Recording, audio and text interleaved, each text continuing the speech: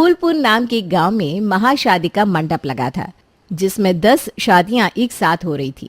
मंडप में अचानक आग लगने के कारण अफरा तफरी का माहौल बन गया और सब परिवार अपनी अपनी बहुओं को लेकर वहां से चले गए। हे भगवान, तेरा लाख लाख शुक्र है कि हम बच गए। हाँ माँ, जिस तरह से उस मंडप में आग लगी ना, मुझे तो लगा था आज कोई भी बचकर जा नहीं पाएगा। बहू भी घर आ गई। चलो अब बहू बेटे की आरती तो करो। सोनी, पूजा की थाली लेकर आना और बहू अपना घूंघट उठाना। अरे माँ, ये क्या हुआ? भाभी तो बदल गई बिल्कुल। अरे ये तो कोई और है, ये मेरी रानी नहीं है। तुम हमारे साथ क्यों चली आई? तुम्हारी किससे शादी हुई थी? तुम हो कौन? कौन से गांव की हो? पति का नाम क्या है? तुम्हारा नाम क्या है? मेरा नाम पिंकी है। मैं सूरजमुखी गांव की हूँ। मेरे पति का नाम संजय है। अरे पर तुम हमारे साथ आई क्यों? अरे 10 लोग थे, सबने एक जैसे कपड़े पहने हुए थे। सारी लड़कियों का मुंह घूंघट से ढका हुआ था, ऊपर से वहां आग लग गई। कैसे पहचानती किसके साथ जाना है किसके साथ नहीं? ये गांव का रिवाज बिना और करवा लो घूंघट। इस घूंघट के चक्कर में मैं अपनी रानी को न जाने कहाँ खोआया। अरे पहले अपनी बहू को तो ढूंढने जाओ। देख कहीं वो मंडप के आसपास इंतजार तो नहीं कर रही। हाँ पापा, मैं अभी जाकर देख कर आता हूँ। बेटा, तुम्हें अपने घर का फ़ोन नंबर याद है या अपने ससुराल वालों का नंबर? ये सूरजमुखी कौन सा गांव है? मैंने तो पहले कभी नाम नहीं सुना इसका। जी, ये सूरजपुर बहुत अंदर है, इसीलिए किसी को भी इस गांव के बारे में ज़्यादा नहीं पता। चलो कोई नंबर या कुछ भी हो तो दे दो, ताकि तुम्हारे घर और ससुराल वालों को बता दे कि तुम सही सलामत हो। जी, मुझे बस अपने घर का नंबर पता है। आप घर पर फ़ोन मिलाकर देखिए ना। पापा, वो मंडप के आसपास वो कहीं नहीं मिली मुझे। मैंने आगे जाकर भी देखा, लेकिन वो कहीं नहीं दिखी। रात बहुत हो गई है बेटा, अभी सो जाओ। कल सुबह पुलिस थाने जाकर रपट लिखवा देना।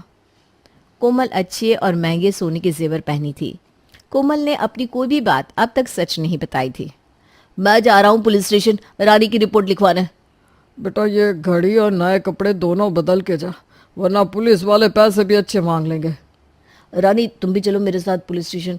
तुम्हें भी तो खोज रहे होंगे ना तुम्हारे घर वाले। नहीं नहीं, मुझे पुलिस स्टेशन जाने में डर लगता है। पुलिस स्टेशन जाने से बदनामी होगी। अच्छा अच्छा, कोई बात नहीं, मैं पुलिस स्टेशन होकर आता हूँ। तुम घर पर ही रहना। और पापा, आपने फ़ोन मिला के देखा जो इसने अपने घर वालों का नंबर दिया था?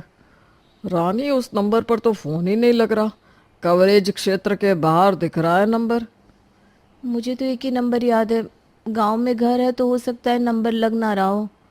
कोई बात नहीं बेटा, 1-2 बार और कोशिश करके देख लेंगे। इधर विकास पुलिस स्टेशन पहुंचता है रिपोर्ट लिखवाने।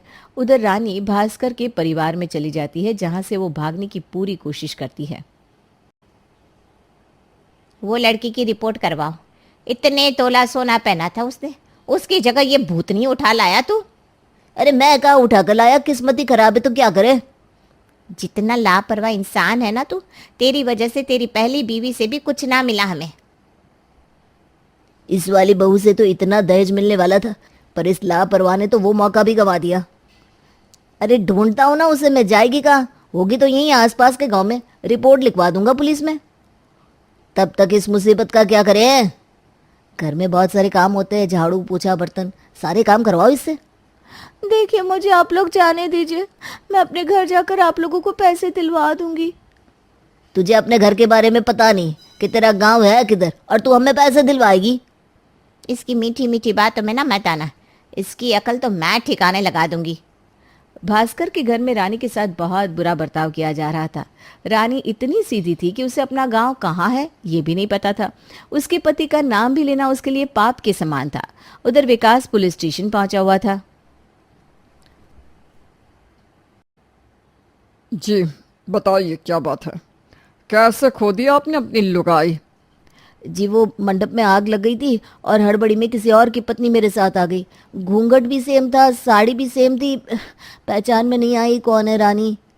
अब आ गई है कोई और तो उन्हें साथ लेकर आते, अकेले क्यों आ गए? जी, उसने बोला कि उसने कभी कोर्ट कचहरी देखी नहीं ना, और पुलिस स्टेशन जाने से उसकी बदनामी हो जाएगी। अरे बबुआ, गुमनामी से बदनामी अच्छी है। उनसे कहिए कि पुलिस स्टेशन तो आना ही पड़ेगा। जी ठीक है, आप रानी की रिपोर्ट तो लिख दीजिए। उसकी कोई फोटो, कोई पहचान कुछ लाए हो अपने साथ? जी जी, एक फ़ोटो है मेरे पास, शादी वाले दिन की खिंची हुई है। तो तुम्हें लगता है हम भगवान हैं? हम्म? घूंघट में हम लड़की कैसे पहचानेंगे? कोई और निशानी है क्या तुम्हारे पास? जी उसके गाल पर ना एक तिल है, थोड़ी गोरी है और उसने गले में मंगलसूत्र पहना है। ठीक है, कुछ पैसे निकालिए, हम आस पास के गांव के थाना में पूछताछ करते हैं। बबुआ, कल पिंकी को भी साथ लेते आइएगा। इधर कोमल यानी कि पिंकी की झूठी बातें अब तक खत्म ही नहीं हुई थी। वो व्यवहार में बहुत अच्छी थी। कोई बात नहीं, वो दोनों हम दोनों पर इतना विश्वास करते हैं कि हमें तिजोरी की चाबी आसानी से दे देंगे। हमें भी ये करते हुए अच्छा नहीं लग रहा है, लेकिन साक्षी को अब सब कुछ मिलने वाला है। हमें इन चीज़ों की ज़्यादा ज़रूरत है। अगर माँ पापा पहले ही ये समझ जाते तो हमें ये सब नहीं करना पड़ता। सही कह रही हो तुम, हम आज रात को ही इस काम को ख़त्म कर देंगे। कोई भाई किस हद तक जा सकता है अपने स्वार्थ के लिए, ये वीरेन को देखकर साफ साफ पता चल रहा था। जानवी और वीरेन दोनों नकली गहने बनवा देते हैं जिसे वो असली गहनों की जगह पर रख सकें। जब रात को वो अपने प्लान को अंजाम दे रहे थे तब वहाँ साक्षी और कैलाश उनके कमरे में आ जाते हैं।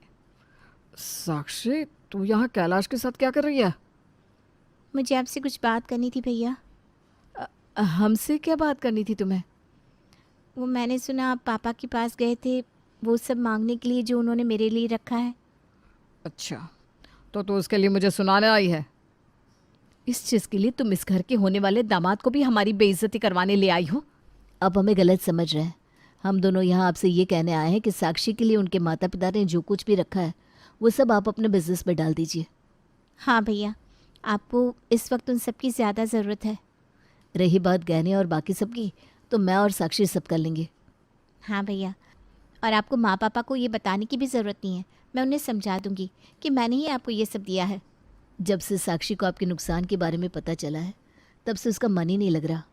भैया, आपसे ज़्यादा मेरे लिए इस दुनिया में कुछ भी नहीं है। जानवी और वीरेन को तो अंदाज़ा भी नहीं था कि उसकी बहन और कैलाश उसके बारे में इतना सोचते हैं। उनकी बातें सुनकर वीरेन की आंखों से आंसू गिरने लगे।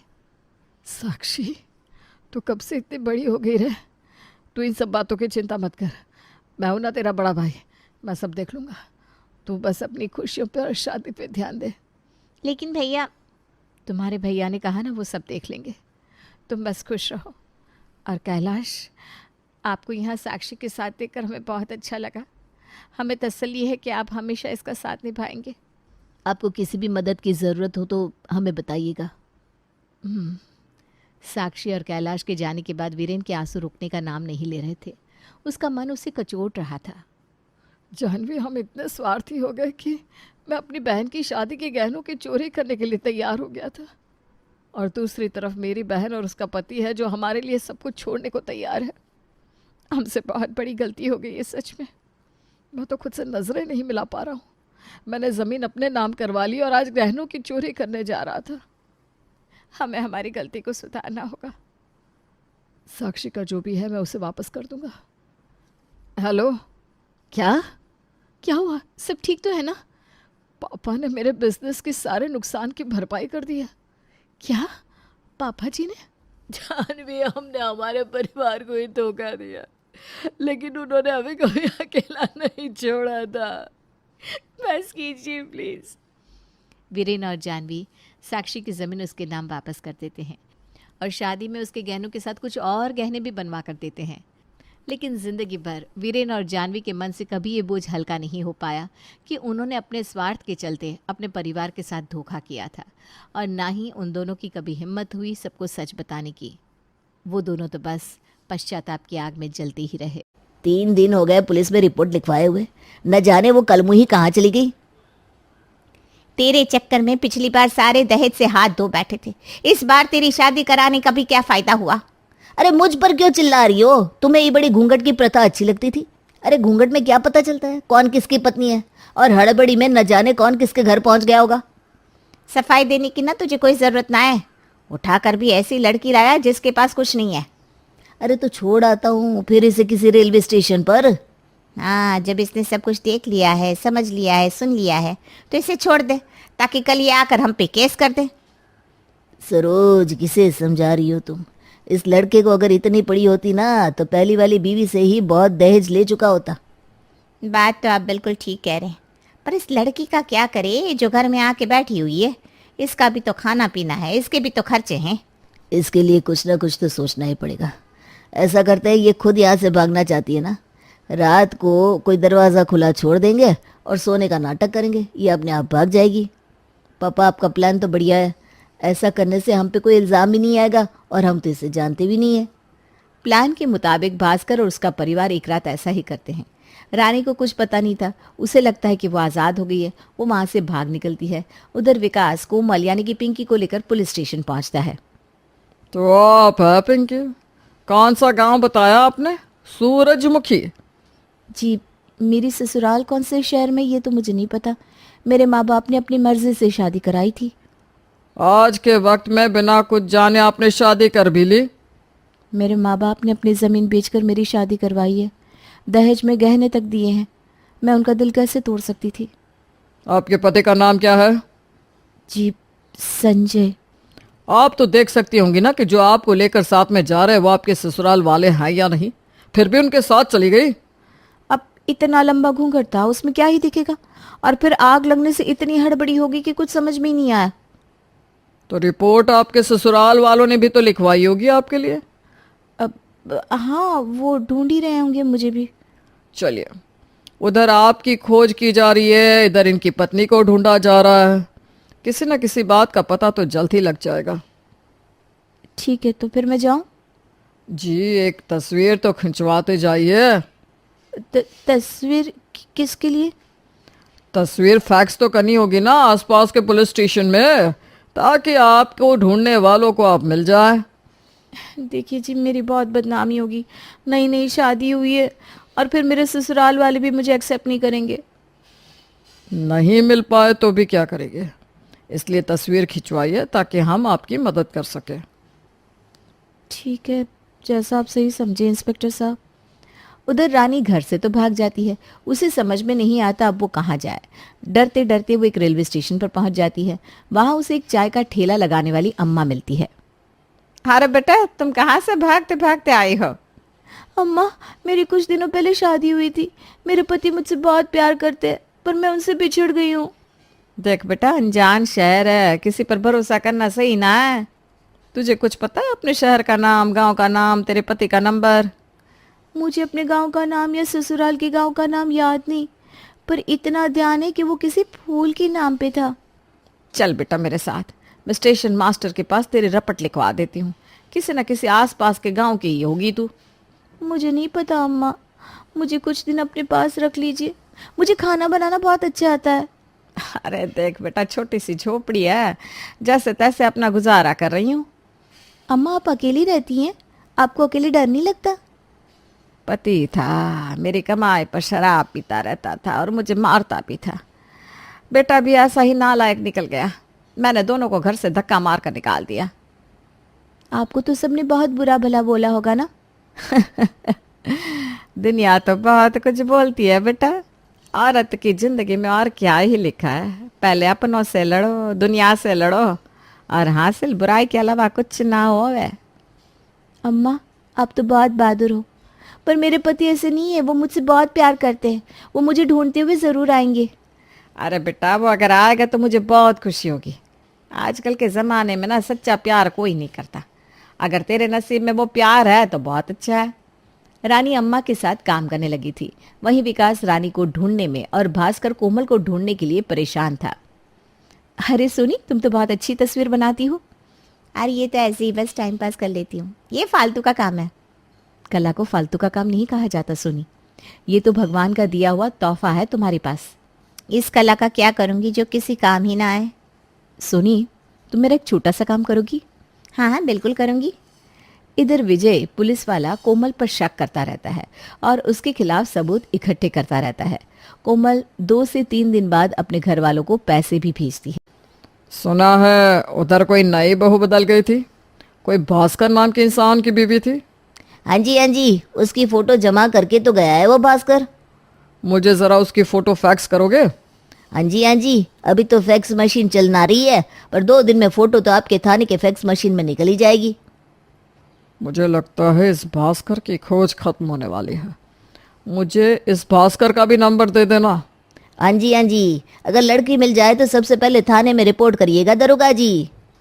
विजय का शक सही निकलता है। पिंकी ही कोमल होती है। विजय विकास के घर पहुंचता है। उधर अनीता को एक पोस्टर मिलता है जिसमें रानी की तस्वीर बनी थी और नीचे एक नंबर भी लिखा था। हाँ जी विकास जी, आपके घर में देख लीजिए कुछ चोरी चपाटी तो नहीं हुई। चोरी की होगी? मैंने अपनी पत्नी के बदल जाने की रिपोर्ट लिखवाई थी, चोरी की नहीं। विकास जी, जिसे आप पिंकी समझ रहे हैं वो कोमल है और उनके पति का नाम संजय नहीं भास्कर है। देखिए मेरी बात सुनिए, मैं आपको सब सच बताती हूँ, प्लीज मेरे ऊपर भरोसा रखिए। कैसे भरोसा रखे तुम पे? हम यहाँ परेशान हो रहे थे कि तुम भी अपने घर वालों से, ससुराल वालों से बिछड़ गई हो और तुम यहाँ अच्छा गेम खेल रही थी हमारे साथ।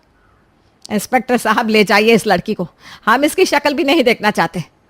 कोमल बहुत कोशिश करती है सबको सच बताने की, पर विजय उसको अपने साथ थाने ले जाता है। तभी विकास के नंबर पर फोन आता है कि रानी मिल गई। सोनी घर पहुंचती है और कोमल के बारे में पूछती है तो उसे पता चलता है कि उसे तो पुलिस ले गई। माँ पापा, ऐसा क्यों किया आप लोगों ने? अगर रानी भाभी मिली है तो सिर्फ उस लड़की की वजह से। कहना क्या चाहती हो तुम सोनी? मैं हमेशा से लोगों की तस्वीर बनाती थी और उसने मुझसे रानी भाभी की तस्वीर बनाई और उसके नीचे आपका नंबर लिखकर हर जगह पोस्टर चिपकवाया ताकि रानी भाभी जल्दी से जल्दी मिल सके, और आप लोगों ने उन्हें ही जेल भेज दिया। विकास और उसके घर वाले जल्दी से पुलिस स्टेशन पहुंचते हैं और वहां कोमल से बात करते हैं। देखो, मुझे नहीं पता था कि तुमने मेरी मदद की, पर तुम मुझसे सच भी तो कह सकती थी। सच कहने से क्या होता, तुम मुझे रहने देते अपने घर में? अरे पर एक बार बोल कर तो देखती। मैं पढ़ना चाहती थी, पर मेरे पापा ने मेरी ज़बरदस्ती शादी करा दी। जिस लड़के से मेरी शादी तय हुई उसकी पहले भी एक बीवी थी। सुनने में आया है कि उसकी माँ ने अपनी पहली बहू को दहेज के कारण मार दिया था। अच्छा ठीक है, तुम यही सारी बातें हमें बता देती। मैं वापस नहीं जाना चाहती थी, मुझे पढ़ना है, आगे बढ़ना है। मेरे पापा ये बात समझ नहीं सकते, मैं तुम्हें भी बताकर क्या करती। अब तो भास्कर भाई साहब आ रहे हैं आपको लेने के लिए। देखिए मैं आपके आगे हाथ जोड़ती हूँ, आप मेरा सोना रख लीजिए, सब ले लीजिए, पर मुझे उस दरिंदे के हवाले मत करिए। भाई, आप तो स्टेशन के लिए निकलिए, मैं और पापा यहीं रुकते हैं। वहाँ भाभी आने वाली होगी, आप उन्हें लेकर घर पहुँचिए। भास्कर पुलिस स्टेशन पहुंच जाता है और उधर विकास को स्टेशन पर रानी मिल जाती है। विजय जी, आपका बहुत बहुत धन्यवाद कि आपने इस लड़की को ढूंढ लिया। हाँ जी, अब यह आपके हवाले, हमने हमारी ड्यूटी पूरी कर दी। तू मुंह क्या देख रही है? घर चल, तुझे तो मैं बताऊंगा। तेरे बाप ने अभी पूरा दहेज दिया भी नहीं है। इंस्पेक्टर साहब, मुझे इसके साथ मत भेजिए, ये मुझे मार डालेंगे। भास्कर जी, लड़की हमें मिली, हमने आपको सौंप दी, यहाँ हमारी ड्यूटी खत्म हो गई। थैंक यू इंस्पेक्टर साहब। पर पुलिस स्टेशन में खड़े होकर आपने एक लड़की पर हाथ उठाया, उसको जान से मारने की धमकी दिया और दहेज लेने की बात कही। यह तो भाई सरासर कानून के खिलाफ है। अब कहना क्या चाहते हैं? लड़की बालिग है, अपनी जिंदगी के फैसले खुद ले सकती है और वो आपके साथ नहीं जाना चाहती। आप इसी वक्त उसे छोड़ दीजिए, वरना आपके पुराने किस्सों की फाइल खुलवाने में मुझे ज्यादा वक्त नहीं लगेगा। अरे हाँ, आपको तो अच्छे से देख लूंगा। ऑन ड्यूटी पुलिस को धमकी, अगर जेल की हवा नहीं खाना चाहते तो आप चुपचाप यहाँ से निकलते बनिए। विजय कोमल को भास्कर के चंगुल से छुड़ा लेता है। कोमल सोनी और कमलेश के साथ विकास के घर जाती है और वहां से पढ़ाई करने के लिए बाहर चली जाती है। रानी और विकास भी एक दूसरे को मिल जाते हैं। रानी कोमल का धन्यवाद करती है। सविता नागपुर में अपने बेटे सूरज के साथ रहती थी। सविता अपने बेटे की शादी के लिए लड़कियां देखने की बात करती है। सूरज बेटा, मेरी उम्र हो गई है, अब तो शादी कर ले, वरना क्या पता कल मैं रहूं या ना रहूं।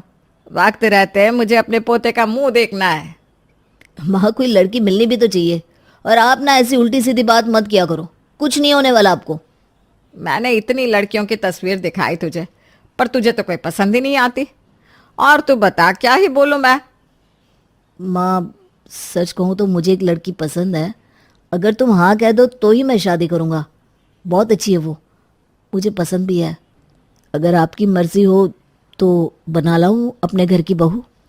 तो इतने दिनों से मुझे बताया क्यों नहीं? मैं तो कब की तेरी शादी करा देती। मैं सोचता था कहीं तुम इनकार ना कर दो, इसलिए बताने की हिम्मत नहीं हुई। ठीक है, अब तो कल उस लड़की को घर लेकर आ और मुझसे मिलवा। अगले ही दिन सूरज सीमा को घर लेकर आता है। आओ बेटा बैठो। कैसी हो? आंटी मैं ठीक हूँ, आप कैसी हैं? सूरज, ये शादी नहीं हो सकती। मुझे ये रिश्ता मंजूर नहीं है। पर माँ अभी तो आपने उससे कुछ पूछा भी नहीं, ठीक से मिली भी नहीं है। अरे मुझे आंटी बोल रही है, माँ बोले ना, सासू माँ बोले, मम्मी जी बोले, तभी तो हाँ करूंगी शादी के लिए। माँ बहुत अच्छी हैं। थैंक यू माँ, आज आपने मुझे सब कुछ दे दिया।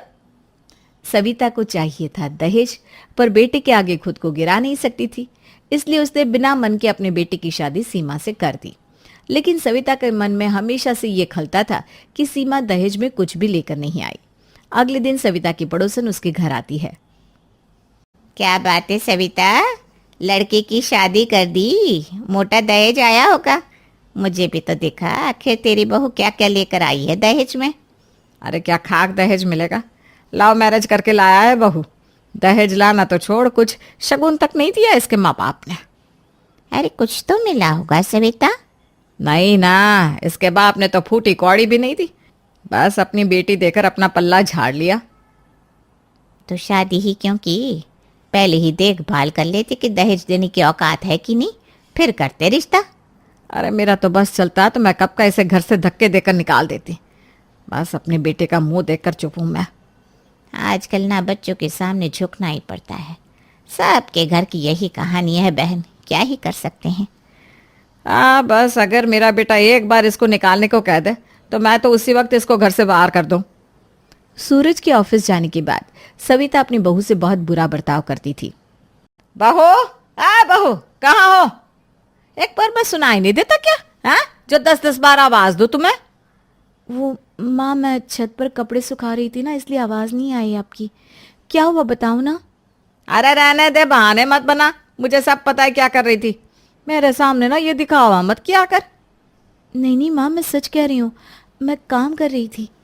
मेरे लिए एक कप चाय बना कर ला और मीठा कम डालना। चल जा अब यहाँ से, मुझसे बहस मत कर। न जाने आजकल की बहुएं झूठ क्यों बोलती है। शादी को ऐसे ही काफ़ी समय गुजर जाता है। सीमा अब तक कोई खुशखबरी भी नहीं देती है। ये बात सविता को खटक जाती है।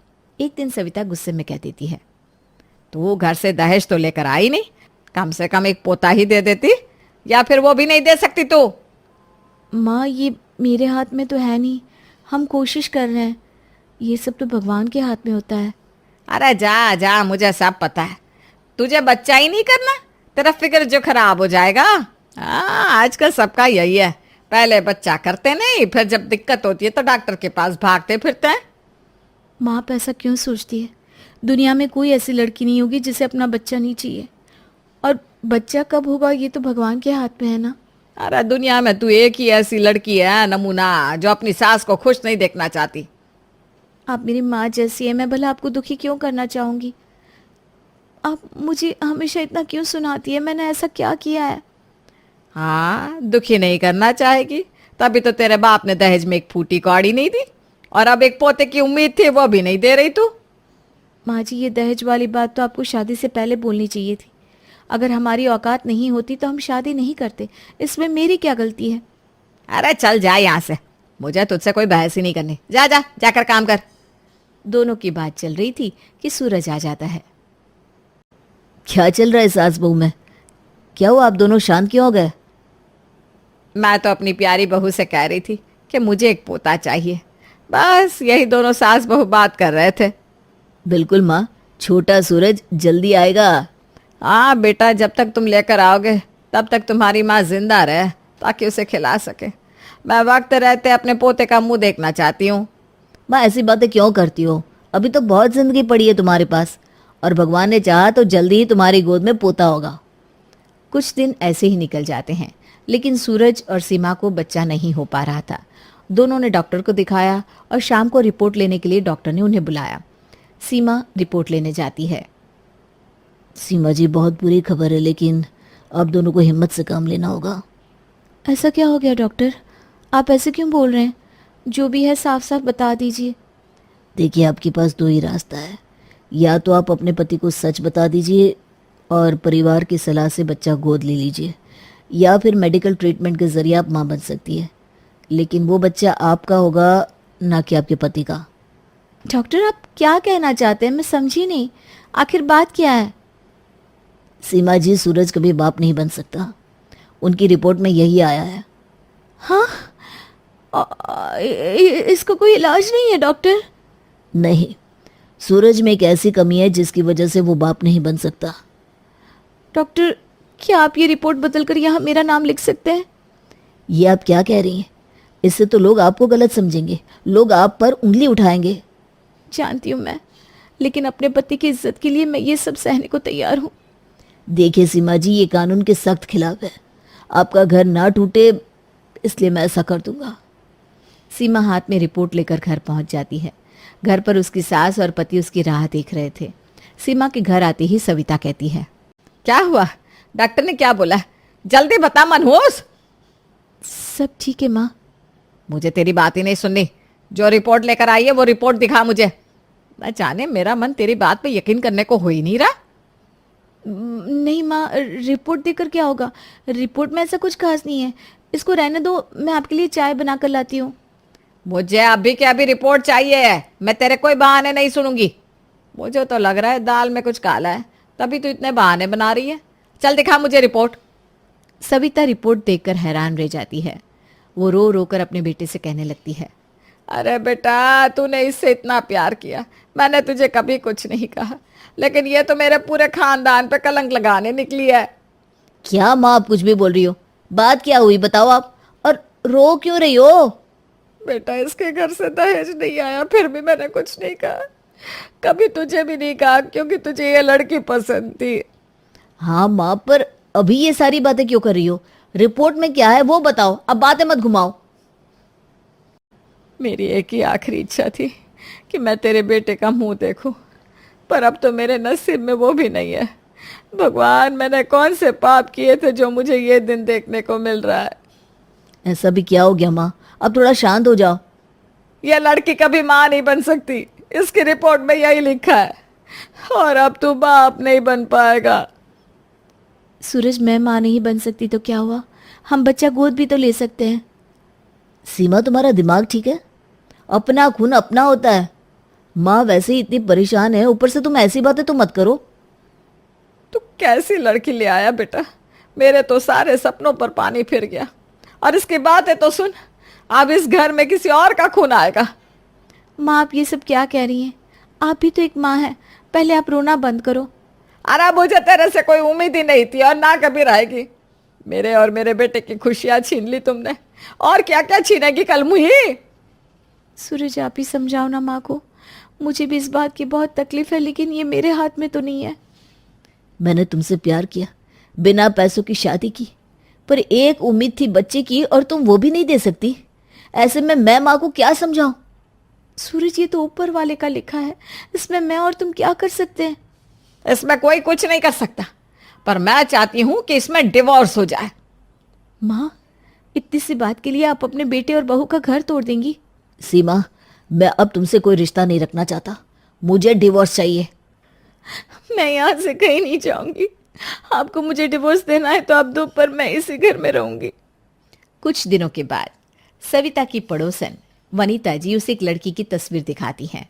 देख सविता, ये लड़की मोहिनी बहुत पैसे वाली है और सुंदर भी, तेरे लड़के के लिए बेस्ट है। हाँ, है तो बहुत सुंदर। मैं सूरज को अभी इसकी तस्वीर दिखाती हूँ। अरे जितना दहेज मांगोगे उतना मिल जाएगा। तुमने तो सच में बहुत अच्छा रिश्ता दिखाया है। सविता अपने बेटे सूरज को मोहिनी की तस्वीर दिखाती है और कुछ समय में उन दोनों की शादी भी करा देती है। मोहिनी बेटा सुन, ये चावल का लोटा है, इसे पैर से अंदर की तरफ मार के घर में आ जा। देखिए, मुझे नींद आ रही है, ये सब रीति रिवाज ना मुझसे नहीं होंगे। अरे पर बेटा, ये तो शुभ होता है। अगर आपको ये सब करवाना है तो कोई और ढूंढ के लाओ, मैं नहीं रहूंगी। मैं तो अपना सारा सामान लेकर जा रही हूँ। अरे नहीं नहीं बेटा, कोई बात नहीं, तुम कोई रीति रिवाज नहीं मानती, कोई बात नहीं, आ जाओ, अंदर आ जाओ बेटा। अगले ही दिन सुबह मोहिनी 12 बजे सोकर उठती है। मम्मी जी, सूरज, कोई है क्या? कहाँ हो सबकी सब? हाँ बेटा, क्या हुआ? मेरे सर में दर्द हो रहा है, मुझे एक कप चाय चाहिए अभी। हाँ बेटा, वो तो तुम्हें खुद बनानी होगी ना। क्यों? इस घर में कोई नौकर नहीं है क्या? नहीं बेटा, घर का खाना पीना अब सब तुम्हें करना होगा। ए बुढ़िया, इस घर की नौकरानी नहीं हूं मैं। मैंने अपने बाप के घर में एक प्लेट तक नहीं उठाई। अरे बेटा, नाराज क्यों होती हो? एक बात कान खोल कर सुन ले बुढ़िया, मैं कोई काम नहीं करूंगी। मुझसे कोई कुछ बोला तो मैं अपना सामान लेकर चली जाऊंगी, समझी? पैसों के लालच में सविता घर का सारा काम करती, पर मोहिनी शादी के बाद सूरज के साथ एक कमरे में भी नहीं सोती। बेटा, तुम सूरज के कमरे में क्यों नहीं रहती हो उसके साथ? मेरे घर वालों ने मन्नत मांगी थी, इसलिए 51 दिन तक मैं उसके साथ नहीं रह सकती। इस तरह तो 51 दिन तक तुम माँ भी नहीं बन सकती। तो क्या हुआ? 51 दिन के बाद तो बन सकती हूँ ना। अरे पर बेटा, ये तो बहुत लंबा समय हो जाएगा। ठीक है, फिर मैं अभी अपना सामान लेकर चली जाती हूँ घर छोड़कर। अरे नहीं नहीं नहीं बेटा, कोई नहीं, जैसा तुम्हें सही लगे वैसे करो। हाँ, मेरे ये कपड़े धोने थे, किसे दूँ? ये तो तुम्हें ही धोने पड़ेंगे। क्यों? इस घर में धोबी भी नहीं आता? कोई नहीं बुढ़िया, ये कपड़े तू ही धोएगी अब। पैसों के लालच में सविता को कुछ दिखाई नहीं देता था।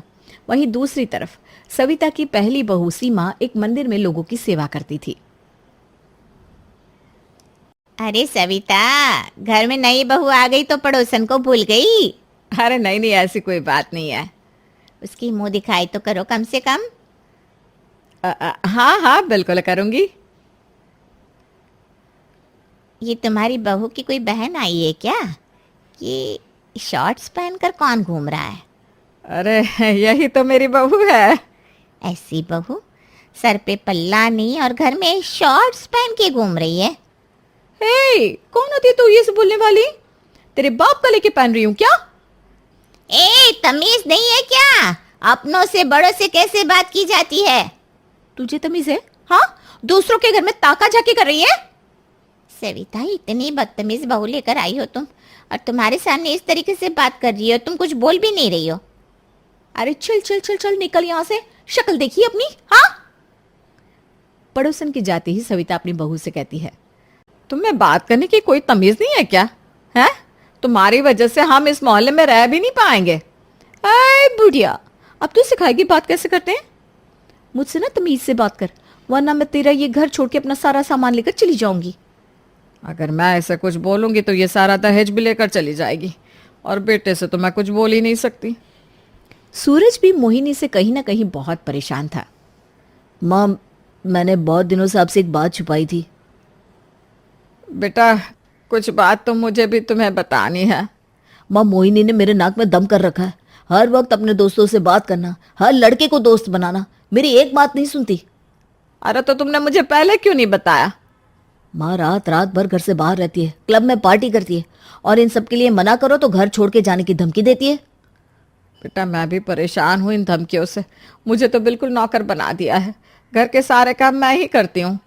सूरज और सविता दोनों मोहिनी के आगे हाथ जोड़ देते हैं। दोनों उसी मंदिर में जाकर भगवान के आगे बात कर रहे थे जहाँ सीमा काम कर रही थी।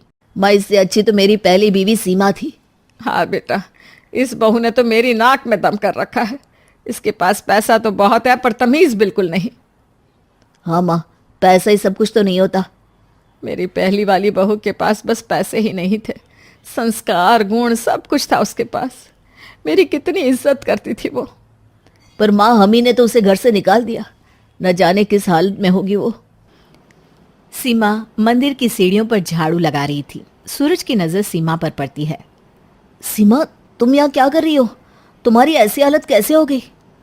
आप लोगों ने मुझे घर से निकाल दिया था। तब से इस मंदिर में मैं लोगों की सेवा करती हूँ और मंदिर का काम करती हूँ। बहू, हमें माफ कर दो, हमसे बहुत बड़ी गलती हो गई। मैं तुम्हारे आगे हाथ जोड़ती हूँ। नहीं नहीं माँ, ऐसा मत बोलिए। मैं चलूँगी आपके साथ घर। आपको माफ़ी मांगने की कोई ज़रूरत नहीं है। सीमा घर पहुँचती ही मोहिनी को देखकर कहती है, अरे मोहिनी, तुम यहाँ क्या कर रही हो और कैसी हो तुम? मैं तो ठीक हूँ। सीमा, तुम इसे जानती हो? हाँ, ये तो मेरी कजिन है दूर की, पर ये यहाँ क्या कर रही है? यही तो है वो लड़की जिससे मैंने शादी करी है, पर मैं अब इसके साथ नहीं रहना चाहता। मैं इसे डाइवोर्स दे दूंगा। मैं बस तुम्हारे साथ रहना चाहता हूँ, चाहे तुम्हें बच्चा हो या ना हो। सीमा, मेरी इससे कोई शादी नहीं हुई। ये सब एक नाटक था। मेरी तुम्हारे घर वालों से बात हुई तो सब सच पता चला, इसलिए मैंने इन लोगों को सबक सिखाने के लिए ये नाटक किया था। मैं तुम्हारा ये एहसान कभी नहीं चुका सकती। मैं एक और बात बताना चाहती हूँ, कमी मेरी बहन में नहीं सूरज में है। और ये रही असली रिपोर्ट, सूरज कभी बाप नहीं बन सकता। सविता और सूरज असली रिपोर्ट देखकर चौंक जाते हैं। दोनों को अपनी गलतियों का एहसास हो जाता है। दोनों सीमा और मोहिनी से माफी मांगते हैं।